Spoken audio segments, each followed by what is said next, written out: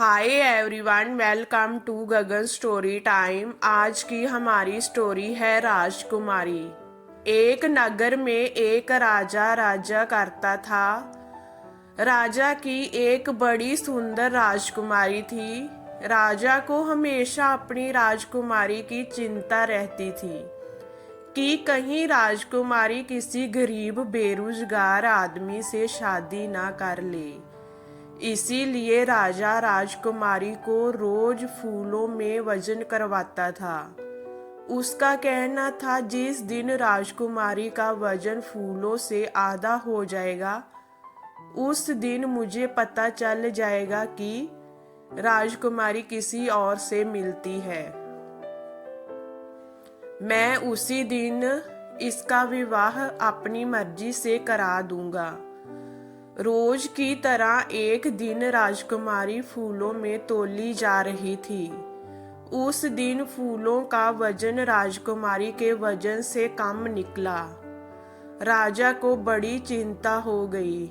उसने पूरे राज्य में जय घोषणा कर दी कि जो भी मेरी राजकुमारी के बारे में मुझे कुछ बताएगा मैं उसे इनाम भी दूंगा और उसका विवाह अपनी राजकुमारी के साथ कर दूंगा। उसी नगर में एक साधु रहता था। उसके पास बस दो ही चीज थी, एक तो उसकी चरण खंडू और एक मोटा सा डंडा। साधु अपने डंडे को जितना भी मारता है वह उससे उतने ही पैसे बना लेता था और अपनी चरण खंडू से वह कहीं भी उड़कर जा सकता था।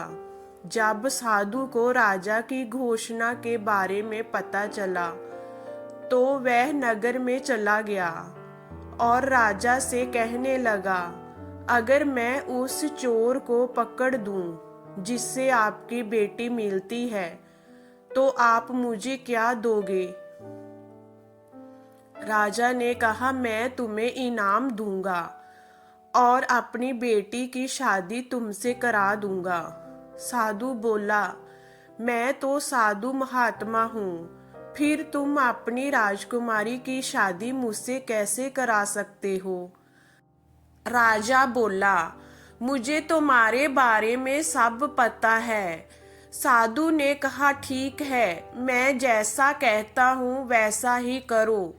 साधु ने कहा, जब राजकुमारी आज फूलों में तोली जाए तो उसके सामने दो परात में लाल रंग पानी में घोलकर रख देना।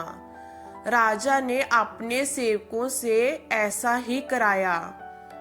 जब सुबह राजकुमारी को तोलने के लिए फूल लाए गए तो उसके सामने दो परात में लाल रंग घोल कर रख दिया। जब राजकुमारी तोली जा रही थी तो परात में उस इंसान का चेहरा आ गया जो राजकुमारी से मिलने आता था। वह कोई और नहीं बल्कि बगीचे के मालिक का बेटा था जहां से राजकुमारी के लिए फूल तोड़कर लाए जाते थे।